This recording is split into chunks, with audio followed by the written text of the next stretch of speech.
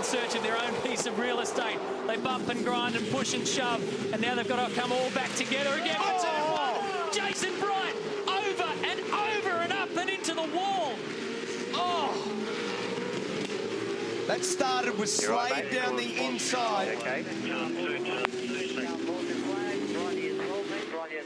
Yep, I'm trying to just give us a radio call if you're there, Bridie.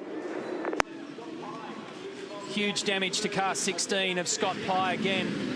Yep. Check, please. You got me? Chaz Mostert.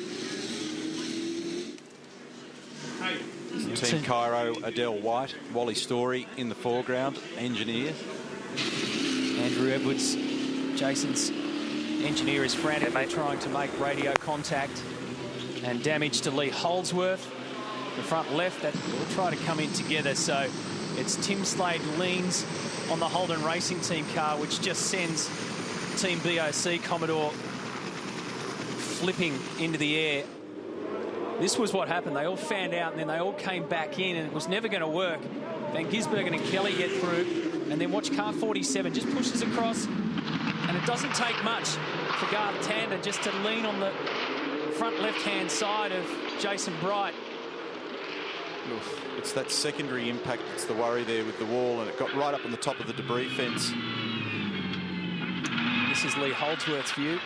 Oh, that was the big crunch that he... Okay, so he got hit by Scott Pye and a few others.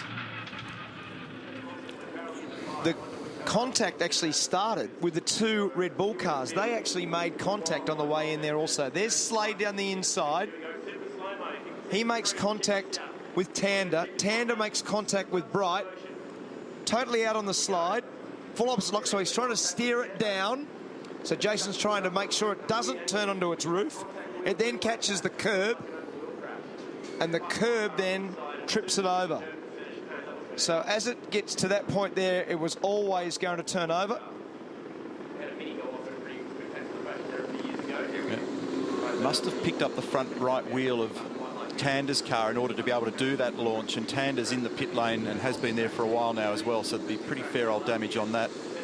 It's this next whack with the wall. This stuff looks spectacular, but at that stage, you know, it's not crazy amount of damage. It's this next one where it hits the concrete wall. It is tyre protected and then gets into the debris fence, where they're going to have a big nightmare trying to resolve getting this car back in shape. Well, fortunately, where the massive load has actually taken place in terms of the final part of the crash, Neil, it was actually against the tyres there.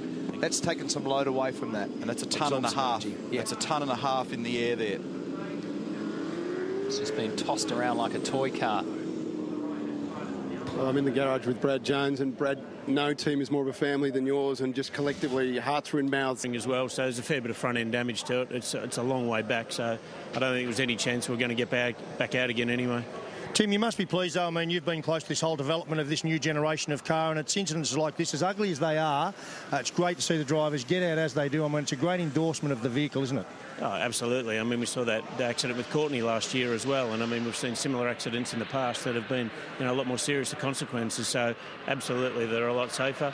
Yep, that does bring a tear to my eye looking at the screen now, but at the end of the day, it's, you know, we can repair it. It's just a bit frustrating that how it's happened. I guess the most important thing is, mate, it's the points issue, isn't it? Because you've got to build a foundation at Clipsal for the year. Yeah, I mean, one of the things we talked about in our pre-brief last week was that, you know, we want to come out here with a decent points haul. You know, we might not go away with 300 points, but if we can come away with a good points haul, you know, Frosty, unfortunately, last year lost 150 points in the first race, and he chased for the whole year to try and get that back. Sometimes you end up